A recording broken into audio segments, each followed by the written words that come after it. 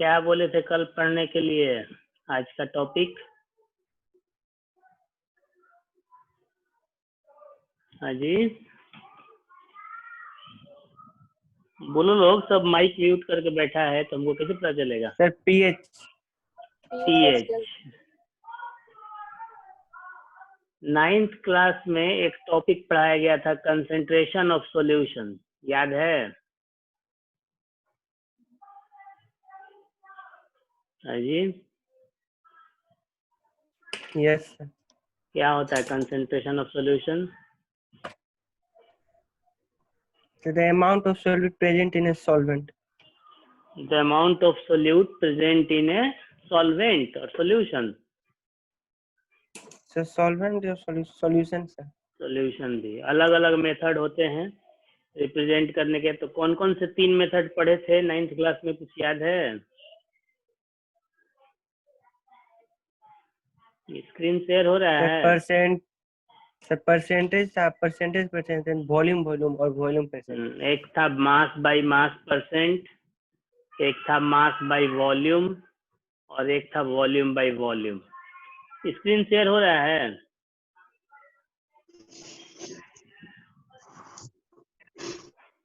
नहीं हो रहा है? नहीं हो रहा है सर। नहीं हो रहा है ना, कुछ प्रॉब्लम, नेटवर्क का प्रॉब्लम। सेकंड स्टार्ट करते हैं।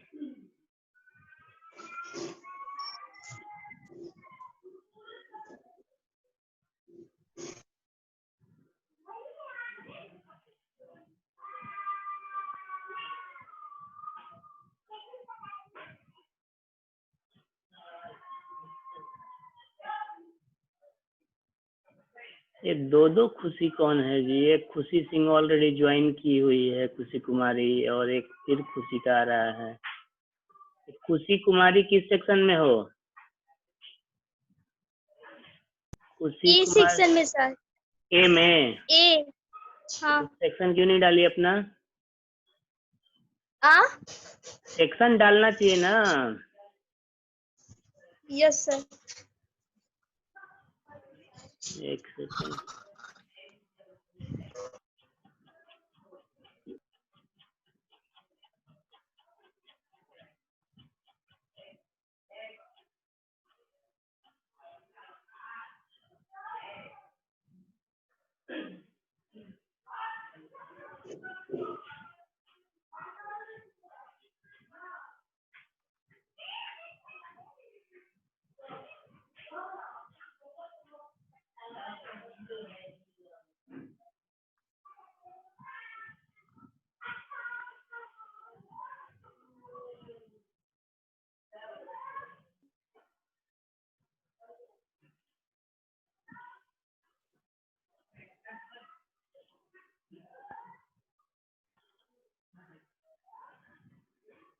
आया जी स्क्रीन पे? हेलो? No sir. अभी भी नहीं आया? नहीं सर, अभी नहीं आया। आज क्या हो रहा है?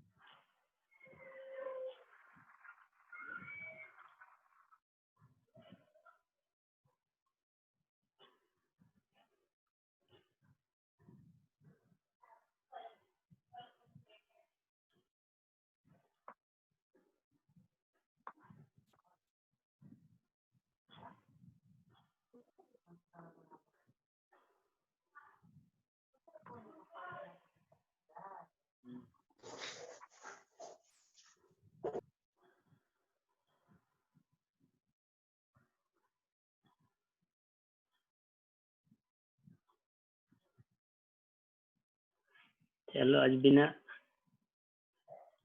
स्लाइड शो के दिखाते हैं। ये शेयर हो रहा है ना, छोटा सा आ रहा होगा थोड़ा सा, स्लाइड शो करने पे नहीं आ रहा है, प्रॉब्लम कर रहा है। अभी दिखाई दे रहा है ना, स्लाइड दिखाई दे रहा है ना पावर पॉइंट का? Yes sir. हाँ तो चलो हम लोग बात कर रहे हैं कंसेंट्रेशन ऑफ सॉल्यूशन, यानी कि किसी सॉल्यूशन में अलग अलग तरीके होते हैं, मेथड होते हैं। सॉल्वेंट में भी देखा जाता है और सॉल्यूशन में भी देखा जाता है। तो किसी सॉल्यूशन में सोल्यूट का कितना अमाउंट है या कितना परसेंटेज है, that is called concentration of solution. तो हम लोग को कोई सॉल्यूशन है, अभी यहाँ जो हम लोग एसिड बेसिस एंड सॉल्ट्स में बात कर रहे हैं, तो कोई सॉल्यूशन मान लो दिया हुआ है, तो या तो वो एसिडिक होगा या बेसिक होगा या फिर न्यूट्रल होगा। अब यही बदमाशी सब अच्छा नहीं लगता है, ये एरो बना रहा है, मतलब हम एक दिन भूल जाएंगे नोटेशन ये करना तो अपना खुराफाती स्टार्ट कर देगा। तो सर थोड़ा सा सुविधा पर सर अपना कलाकारी दिखाने लगता है। हाँ, तो कंसेंट्रेशन जो है उससे एसिड का अगर कोई सॉल्यूशन एसिडिक है ये कैसे पता चलेगा? तो H+ आयन का कंसेंट्रेशन अगर उसमें जितना ज्यादा होगा उतना ही ज्यादा एसिडिक होगा।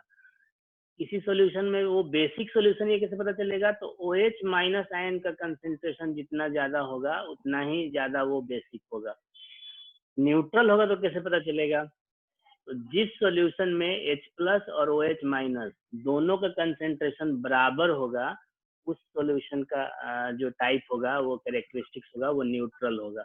क्योंकि सॉल्यूशन जो हम लोग बनाते हैं तो वाटर में बनाते हैं। यहाँ पे जो हम लोग सॉल्यूशन की बात कर रहे हैं, एक्वा सॉल्यूशन की बात कर रहे हैं। तो एक्वा यानी कि वाटर। तो जब वाटर में सॉल्यूशन बना रहे हैं तो वाटर में आपको दोनों चीज होता है। जैसे ये हमारा वाटर है, ये पहले भी बताए हैं, ये वाटर हो गया H2O, तो इसमें आपको दोनों आयन्स हैं। ये जो टूटेगा तो H+ आयन भी होगा इसमें, ये दिखाई नहीं दे रहा है, कलर चेंज करना पड़ेगा, और साथ में OH- आयन भी होता है। तो कोई भी सॉल्यूशन हो ना, तो वो पूरी तरह से कंप्लीटली वो एसिडिक होगा, ना ही कंप्लीटली बेसिक होगा। न्यूट्रल हो सकता है कंप्लीटली, लेकिन कंप्लीटली एसिडिक या कंप्लीटली बेसिक नहीं होगा। जो ज्यादा होगा वो कैरेक्टर डोमिनेट करेगा। यानी कि जैसे मान लो कि हम लोग HCl का सॉल्यूशन लेते हैं, HCl का एक्वा सॉल्यूशन लिए, तो इस HCl के सॉल्यूशन में एसिडिक प्रॉपर्टी भी है, बेसिक प्रॉपर्टी भी है, लेकिन एसिडिक प्रॉपर्टी बेसिक प्रॉपर्टी से बहुत बहुत ज्यादा है, इसलिए बेसिक प्रॉपर्टी को नेग्लिजिबल माना जाता है और एसिडिक प्रॉपर्टी ही डोमिनेंट होता है, इसलिए सॉल्यूशन ओवरऑल एसिडिक कहलाएगा। उस तरह से NaOH का अगर सॉल्यूशन लेते हैं या KOH का लेते हैं, किसी का भी बेसिक कोई सॉल्यूशन लेते हैं, तो इसमें आपको, चूंकि NaOH सिर्फ नहीं है, इसमें साथ में वाटर भी है, तो जब वाटर है तो H+ भी होगा और OH- भी होगा। तो इसमें इस सॉल्यूशन में क्या होगा कि OH का कंसेंट्रेशन, OH- का जो कंसेंट्रेशन है वो बहुत ज्यादा होगा, H+ का कंसेंट्रेशन उसके तुलना में बहुत बहुत कम होगा, इसलिए ये डोमिनेंट जो प्रॉपर्टी होगा वो OH- का होगा, इसलिए सॉल्यूशन बेसिक कहलाएगा, हाईली बेसिक कहलाएगा।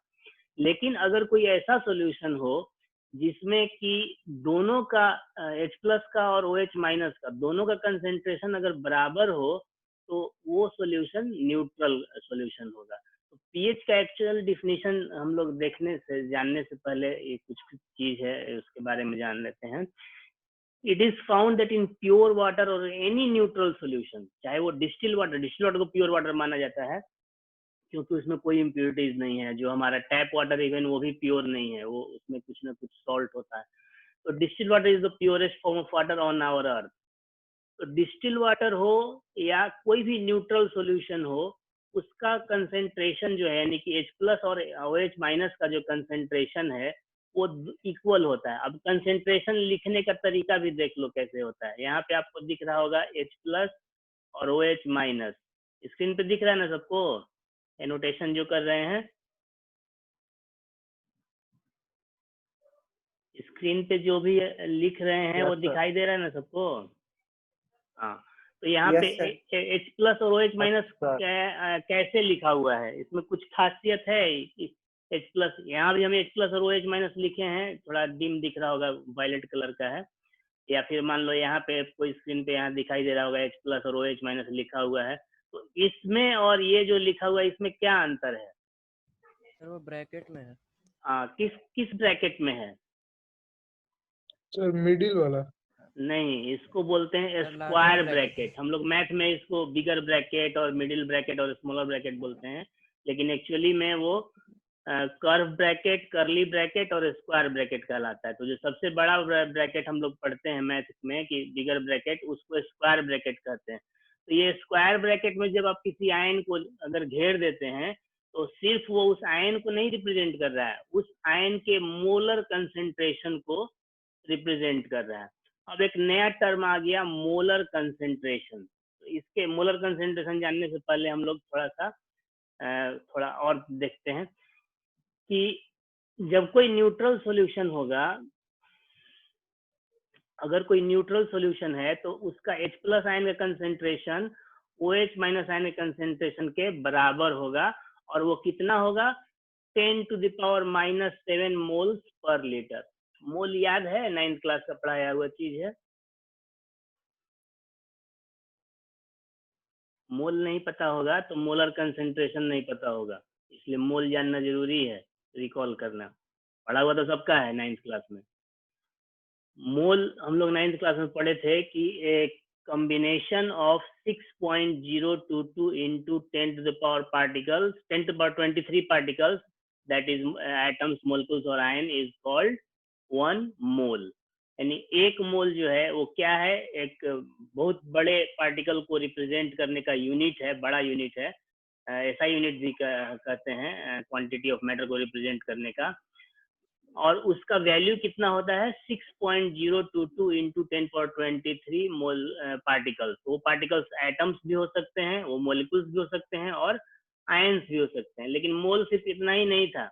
अगर 9th क्लास में याद होगा, हम पढ़ाए हैं कि मोल does not represent only the number of particles, but it also represents mass of the particles and volume of the substance also। तो याद होगा कि वॉल्यूम भी रिप्रेजेंट करता है मोल, मास भी रिप्रेजेंट करता है। अब एक मोल हाइड्रोजन बोले, अगर हाइड्रोजन गैस, हाइड्रोजन गैस का फॉर्मूला क्या होता है? माइक ऑन रखो सब, जिस जवाब देना है वो अपना फटाफट जवाब देगा। क्लास 1 वे नहीं होना चाहिए, 2 वे होना चाहिए।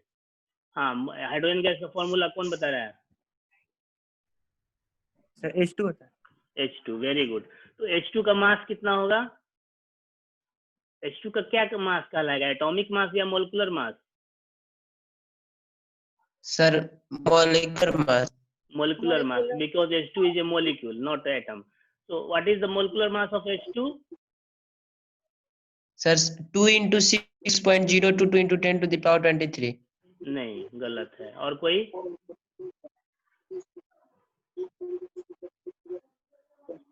और कोई बोलो, गलत सही कुछ भी बोलो, हम सही बताएंगे, फिर कोई घबराने की बात नहीं है, प्राइज नहीं मिल रहा है।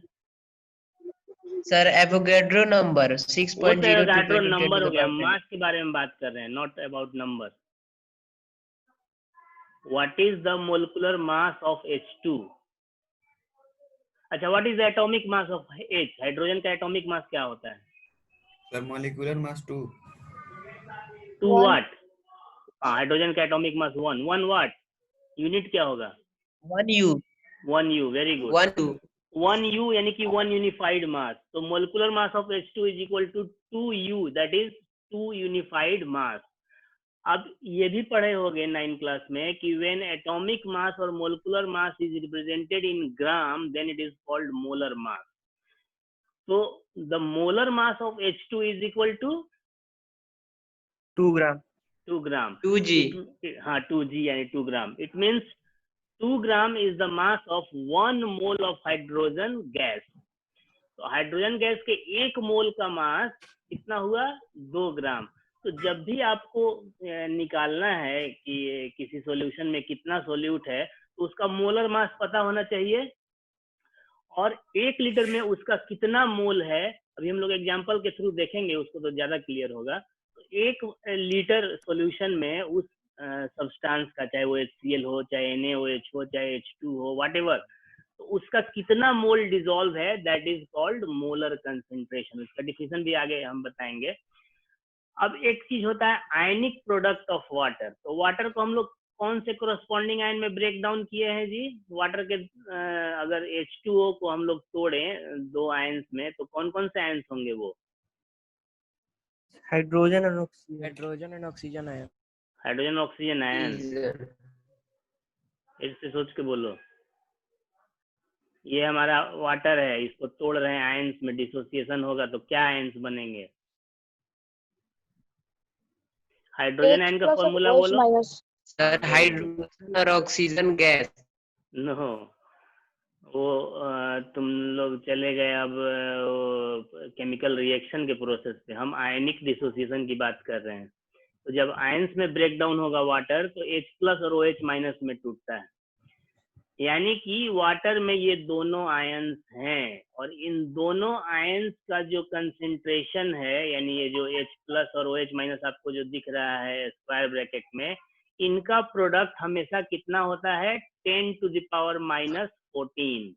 ये याद रखना है कि 10⁻⁻14 कितना डिग्री सेल्सियस पे? रूम टेम्परेचर पे, 25 डिग्री सेल्सियस पे। तो फॉर एनी सॉल्यूशन, चाहे वो एसिडिक हो, बेसिक हो, न्यूट्रल हो, अगर उसके उस सॉल्यूशन में कितना H+ आयन है उसका कंसेंट्रेशन और कितने OH- आयन है उनके कंसेंट्रेशन का प्रोडक्ट निकालेंगे तो वो हमेशा 10⁻⁻14 होगा। तो इस प्रोडक्ट को बोलते हैं आयनिक प्रोडक्ट ऑफ वाटर। ये आपको रिप्रेजेंट किया जाता है KW से। आपको दिख रहा होगा स्क्रीन पे, थोड़ा छोटा दिख रहा होगा। Ionic product of water bracket में क्या लिखा हुआ है? KW is equal to concentration of H+ ions into concentration of OH- ion। उसको शॉर्ट में हम लोग लिखते हैं स्क्वायर ब्रैकेट H+ और into square bracket OH- and that is always equal to 10⁻⁻14 at room temperature, that is 25 degree Celsius. अब ये समझ में आ रहा है या किसी को कोई कंफ्यूजन हो रहा है? सर एक एग्जांपल दे बताइए ना। क्या बताएं? सर एग्जांपल दे। एग्जाम्पल देके अब जैसे एग्जाम्पल देते हैं, जैसे मान लो कि आपका HCl का सॉल्यूशन ले लेते हैं। तो HCl का सॉल्यूशन कैसा होना चाहिए? एसिडिक या बेसिक? एसिडिक। एसिडिक होना चाहिए। कैसे एसिडिक होता है वो देखते हैं हम लोग। अब मान लो कि HCl का जो सॉल्यूशन लिए उसमें H+ का कंसेंट्रेशन जो है वो 10⁻⁻1 है, ठीक है? तो OH- का कंसेंट्रेशन कितना होगा बताओ लोग? कंसेंट्रेशन के लिए स्क्वायर ब्रैकेट डालते हैं। स्क्वायर ब्रैकेट हम यहाँ थोड़ा डला नहीं रहा है माउस पे। ये नहीं समझ में आ रहा तुम लोगों को? H+ का कंसेंट्रेशन अगर 10⁻⁻1 एक है। बार और बताइए तो। हाँ, ये 10 आप माइनस देखो स्क्रीन पे दिख रहा है। हाँ, अंकित बोल रहा है ना। स्क्रीन पे पहले देखो, पहले सब लोग समझो। एक दो आदमी नहीं, जितने लोग ज्वाइन किए हो पहले सब लोग समझो। ये फॉर्मूला है कि H+ का कंसेंट्रेशन इनटू OH- का concentration is always equal to what? 10⁻⁻14। अब आपको H+ का कंसेंट्रेशन पता है 10⁻⁻1, तो OH- का कंसेंट्रेशन क्या होगा? 10⁻⁻14 बाई 10⁻⁻1। अब ये मैथ है, एकदम प्योर मैथ है, तो इसको आप सिंप्लीफाई करोगे तो आएगा 10⁻⁻13। कोई बता रहा था 10⁻⁻13, जो बता रहा था उसका सही है।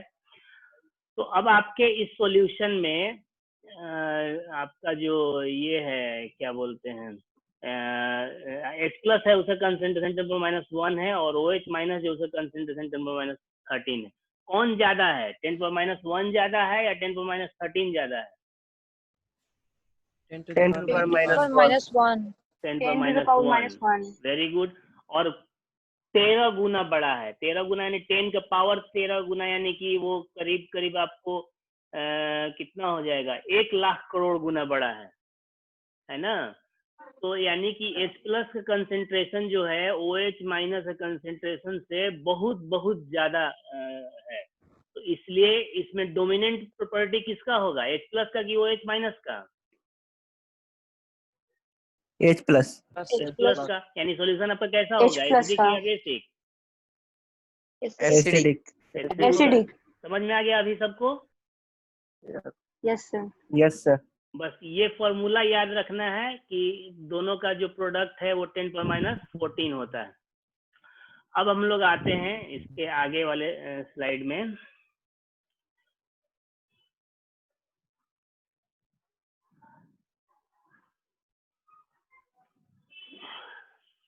ये तो हो ही गया ना जी, इसके बाद में देखना है कहाँ गया।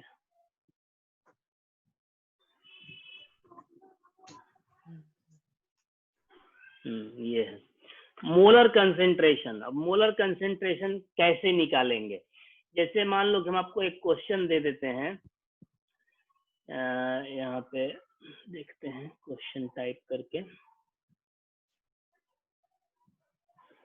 क्वेश्चन है कि 1 litre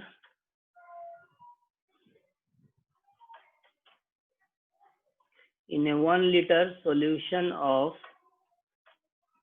HCl, there is 3.65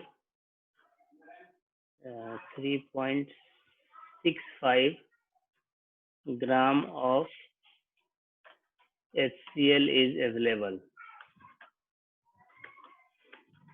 spelling गलत लिखा रहा है, ठीक है ना? तो फाइंड मोलर कंसेंट्रेशन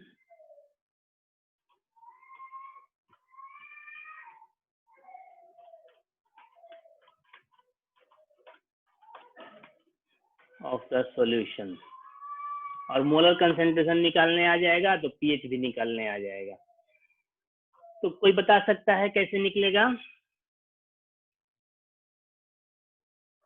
नहीं, क्योंकि अभी हम बताए नहीं हैं इस मोलर कंसेंट्रेशन। अब देखो मोलर कंसेंट्रेशन जो है वो आपको 11 क्लास में पढ़ने को मिलेगा। इसमें मेनली 3 टाइप के होते हैं, 3 या 4 टाइप के मेनली मिलेंगे आपको। एक होता है मोलारिटी, दूसरा होता है मोलालिटी, तीसरा होता है मोल फ्रैक्शन, चौथा होता है नॉर्मेलिटी। इसके अलावा भी कुछ होते हैं, वो सबको हम लोग को नहीं पढ़ना है, हम लोग को सिर्फ एक ही पढ़ना है, वो है मोलारिटी। अब मोलारिटी क्या होता है? इसी मोलर कंसेंट्रेशन को रिप्रेजेंट करने का एक तरीका है। अब मोलर कंसेंट्रेशन क्या है, ये पिछले स्लाइड में हम बताए थे कि 1 लीटर सॉल्यूशन में कितना मोल solute dissolve है। The number of moles of a solute present in 1 liter of a solution is called molarity of that solution। यानी शॉर्टकट में लिखा हुआ है ये मैथमेटिकल फॉर्म में कि molarity is equal to number of moles of solute by volume of solution. अब देखो सेम एग्जांपल यहाँ पे स्क्रीन पे आपको दिया हुआ है। 3.65 gram of HCl is present in 1 liter of its aqueous solution। तो पहले नंबर ऑफ मोल्स निकालते हैं। तो नंबर ऑफ मोल्स निकालने के लिए आप लोग को याद होगा कि अगर मास दिया है, 9th क्लास में बताए थे कि given mass by molar mass, ठीक है? तो मोलर मास कैसे निकालेंगे HCl का, ये भी याद होगा।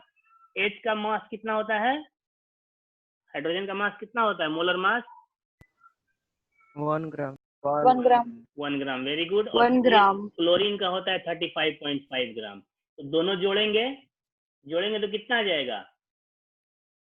36.5। 36.5 36.5. ओके, 36.5 ग्राम आ गया मोलर मास, ठीक है? यहाँ तक कोई आ गया? ये मोलर मास निकाल लिए।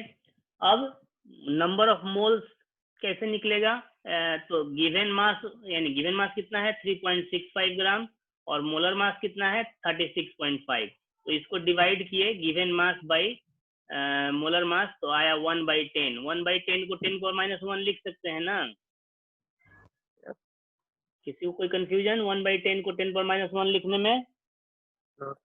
No sir. ये सब प्योर No, मैथ sir. का चीज है, हमको इसमें बताने की जरूरत नहीं है, आप लोगों को सबको आता होगा। तो मोलारिटी ऑफ सॉल्यूशन क्या कहता है? मोलारिटी ऑफ सॉल्यूशन कहता है number of moles of solute, यानी कि 10⁻1 मोल, और बाय वॉल्यूम ऑफ सॉल्यूशन। तो सॉल्यूशन का वॉल्यूम आपका कितना है 1 लीटर, तो बाय 1 लीटर यानी कि 10⁻1 मोल पर लीटर। और इसको शॉर्ट में रिप्रेजेंट करते हैं हम लोग कैपिटल M से। तो ये आपका सॉल्यूशन का मोलरिटी निकल गया 10⁻⁻1 m। अब ये जो pH है ये पूरी तरह से आपका मोलरिटी पे डिपेंड करता है, ठीक है। यहाँ तक आपको हम क्या समझाए, अभी तक हम लोग pH के बारे में कुछ नहीं पढ़े, अभी तक हम लोग पढ़े कि मोलर कंसेंट्रेशन किसी सॉल्यूशन का कैसे फाइंड आउट करेंगे। मोलर कंसेंट्रेशन निकालने सबको समझ में आ गया? कोई एग्जांपल दें निकालने को? हाँ जी, कोई No, sir. कोई क्वेश्चन दे निकालने को? दीजिए। ओके, क्वेश्चन आप लोगों के पास कॉपी पेन है? Yes sir. हाँ, तो क्वेश्चन सुनो और नोट करो, और हमको 2 मिनट के अंदर आंसर चाहिए। क्वेश्चन है कि इन 1 लीटर ऑफ ए सॉल्यूशन, सुनाई दे रहा है ना सबको? Yes sir. 1 लीटर दो ऑफ ए, सेकंड। हाँ हम टाइप भी कर देते हैं ताकि आप लोग को दिखे भी स्क्रीन पे। टाइम है अभी हम लोग के पास 10 मिनट लगभग। यस सर, बोल। In 1 liter of NaOH, अभी हम लोग थोड़ा बेसिक ले लिए, NaOH solution, the amount of NaOH is 0.04 gram. Find molar concentration of the solution. Question हम बोल भी दिए और आपके स्क्रीन पे दिख भी रहा होगा। 1 लीटर NaOH का सॉल्यूशन है कास्टिक सोडा का, और उसमें NaOH का जो अमाउंट है वो है 0.05 ग्राम। अब आपको इसमें सॉल्व करने के लिए एटॉमिक मास की जरूरत पड़ेगी। तो एटॉमिक मास ऑफ Na का होता है कितना, किसी को पता है? 23U। हाइड्रोजन का कितना होता है? 1U। और ऑक्सीजन का कितना होता है? 16U। 1 तो आपको तीनों का हम एटॉमिक मास दे दिए, और आपके पास क्वेश्चन भी है, और आपके स्क्रीन पे वो सारा कुछ दिख रहा है कैसे मोलर कंसंट्रेशन निकालते हैं। तो ये सारा कुछ यूज करके आप हमको आंसर बताइए जितना जल्दी हो सके।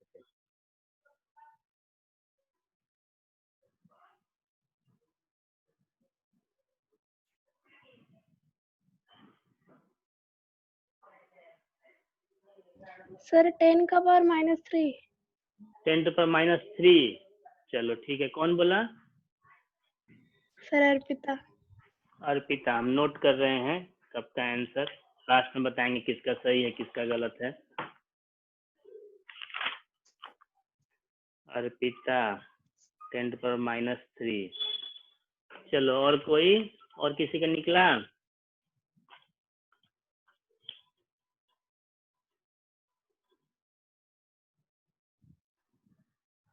अर्पिता 10H।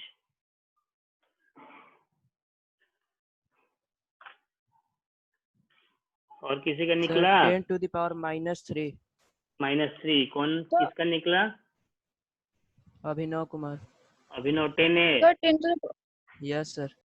10A अभिनव 10⁻³ चलो, और बोलो, और सर किसी का 10 to the निकला? power -3। Soni. Yes sir. Soni sir 10 to the power -3।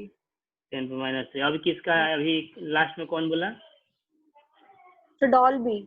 Dolby, very good. Dolby 10A 10⁻3। चलो, शुरू के 4 लोग बोले 10⁻3, सबका आंसर सही है। कैसे निकालेंगे? जो लोग का नहीं निकला वो लोग ध्यान से सुने, क्योंकि ये करना खुद ही पड़ेगा आपको। आज करो या 10 दिन बाद करो या 1 साल बाद करो, क्योंकि अभी मान लो 10 में तो इसको छोड़ भी दोगे, 11th में तो ये आपको पीछा नहीं छोड़ने वाला है, साइंस पढ़ोगे तो इसका मोलर मास कितना आ जाएगा NaOH का? जो सबसे last 40। Very good. Sir 40। Very good, 40 40 sir. ग्राम हो गया आपका मोलर मास Yes, और sir. गिवन मास है 0.04। तो इसको जब सॉल्व करेंगे 4/100 और ऊपर इंटू 40 जब होगा तो आपको 4 कट जाएगा, 1/1000 आएगा, यानी कि 10⁻³ आएगा।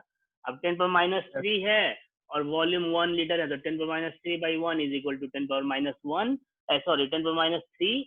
लेकिन सारे लोग आंसर अधूरा बोले हैं, एम भी बोलना होगा Sir, या फिर मोल पर 10 लीटर to the बोले। power -3 m.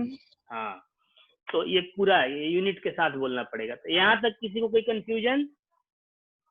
जो भी हम बताए मोलर कंसंट्रेशन निकालने का तरीका, यहाँ तक में किसी को कंफ्यूजन No, नहीं sir. है? अभी समझ में आ गया मोलर कंसंट्रेशन निकालना। क्वेश्चन भी हम देंगे। अब आते हैं पीएच स्केल पे। तो पीएच स्केल जो है एक जर्मन वर्ड है, इसका फुल फॉर्म है पोटेंस दी। इसका उच्चारण भी थोड़ा फ्रेंच टाइप का बोला जाता है। ये जो टी है इसको त बोलते हैं और डी जो है इसको द बोलते हैं। तो पोटेंस दी हाइड्रोजन, इस तरह से इसका प्रोनाउंसिएशन है। इसका मतलब होता है power of H+ ion concentration. Power मतलब क्या? एक्सपोनेंट। यहाँ पावर मतलब शक्ति नहीं, पावर मतलब एक्सपोनेंट। तो जब आप H+ आयन कंसेंट्रेशन के किसी सॉल्यूशन में H+ आयन कंसेंट्रेशन को अगर 10 के पावर में एक्सप्रेस करते हैं, जैसे अभी 10⁻³ आया आपका, जैसे ये क्वेश्चन हम लोग जो स्क्रीन पे दिख रहे हैं, इसमें मोलरिटी क्या है? 10⁻1 m आया, तो 10 के पावर में इसको एक्सप्रेस किया गया है। तो ये जो 10 के पावर में एक्सप्रेस करते हैं उसमें बेस से मतलब नहीं है। इसमें आपको 10 बेस कहलाता है और -1 जो है ये एक्सपोनेंट या पावर कहलाता है। तो बेस से मतलब नहीं है, जो एक्सपोनेंट है उसका निगेटिव लेंगे तो that is called pH of that solution. Definition क्या हुआ? PH of A solution is magnitude of negative power to which 10 must be raised to express the H+ ion concentration of that solution in moles per liter। यानी कि अगर किसी solution के concentration को moles per litre में निकालें और उसको 10 के पावर में एक्सप्रेस करें, तो जो पावर है यानी पावर का जो मैग्नीट्यूड यानी जो वैल्यू है उसका निगेटिव को पीएच बोलेंगे। जैसे कि इस एग्जांपल में आपका यहाँ पहले एक जनरल दिया हुआ है कि अगर H+ आयन कंसेंट्रेशन जो है 10⁻x m आया तो पीएच कितना होगा? -x यानी कि +x। उस तरह से इस सॉल्यूशन का जो हमारा 10⁻1 है तो -1 क्या हो जाएगा? पीएच कितना होगा? -1। यानी अभी ये जो एग्जांपल आपके स्क्रीन पर दिख रहा है तो इसका पीएच क्या होगा? सुनाई दे रहा है सबको? हेलो? Yes sir. हाँ, यस तो सर। पीएच क्या होगा? माइनस, और 10 का पावर कितना है इस एग्जांपल में? -1। -1। तो -1 क्या आ जाएगा? 1 +1। तो +1 हो गया इसका पीएच। अब पीएच का जो रेंज है, ये पीएच क्या है? एक स्केल है। स्केल क्या होता है जी? स्केल देखे हो लोग हैं? yes sir कहाँ yes होता है sir स्केल? कहाँ देखे हो? ज्योमेट्री में ज्योमेट्री बॉक्स में। उसको स्केल नहीं बोलते हैं, उसको रूलर बोलते हैं, रूलर। ज्योमेट्री बॉक्स से सारे जो ऑपरेटर्स हैं उनका नाम पता है? रूलर होता है, सेट स्क्वायर होता है, और प्रोटेक्टर होता है, डिवाइडर होता है, कंपास होता है, रबड़ सब लोग बोलते हैं, इरेजर है, कटर नहीं शार्पनर है। उसी तरह से जो जिसको स्केल बोलते हैं वो लोग प्लास्टिक का जो 6 इंच का होता है और 15 सेंटीमीटर का, वो स्केल नहीं रूलर है। उस पे जो आपका डिपिक्टेड है 0 से लेकर के 6 इंच तक या 0 से लेकर 15 सेंटीमीटर तक, वो स्केल है। उसके जो वैल्यू डिपिक्टेड है दैट इज स्केल। यानी अब उसका एक मिनिमम रेंज है और एक मैक्सिमम रेंज है। तो कोई भी मेजर करने का एक डिवाइस बनाते हैं, उस पे जो डिपिक्टेड रहेगा वैल्यू वो स्केल होता है कि 0 से लेकर 15 सेंटीमीटर तक ये मेजर कर सकता है। उसी तरह से पीएच भी एक स्केल है जो किसी सॉल्यूशन के एसिडिटी या बेसिसिटी को मेजर करता है, और इसकी वैल्यू जो है ये 0 से 14 तक होती है। यानी 0 से स्टार्ट होता है और 14 तक जाके खत्म होता है। टाइम कितना है? 38 सेकेंड। तो अभी हम लोग नेक्स्ट स्लाइड एक बार फटाफट देख लेते हैं। तो पीएच का जो स्केल है ये इसमें दिखेगा आपको, 0 से स्टार्ट हुआ और कहाँ तक गया? 14 तक, है ना। अब इसमें बीच का मिडिल पॉइंट क्या होगा इसका? सर 7। 7। तो 7 अगर किसी का पीएच वैल्यू है तो वो न्यूट्रल हो गया, और 7 से नीचे जाएंगे, जितना नीचे Neutral. जाएंगे उतना ही एसिडिक स्ट्रेंथ बढ़ेगा, और 7 से जितना ऊपर जाएंगे उतना बेसिक स्ट्रेंथ बढ़ेगा। यानी कि 0 सबसे ज्यादा एसिडिक है और 14 सबसे ज्यादा बेसिक है। इसका जो इन्वेंटर हैं वो डेनिस ड्यूस के एक बायोकेमिस्ट हैं, एस सोरेनसन, 1909 में इन्वेंट किए थे। तो ये एक पीएच स्केल है जो आपको बताएगा कि कोई सॉल्यूशन कितना एसिडिक है या कितना बेसिक है। तो हम लोग जो यूनिवर्सल इंडिकेटर यूज करते हैं या पीएच इंडिकेटर यूज करते हैं, उसमें आपको वैल्यू उसका जो पैड होता है, की पैड, उस पर कलर वैल्यू दिया रहता है, और कलर के हिसाब से हम लोग किसी सॉल्यूशन में पीएच पेपर को डालें और कलर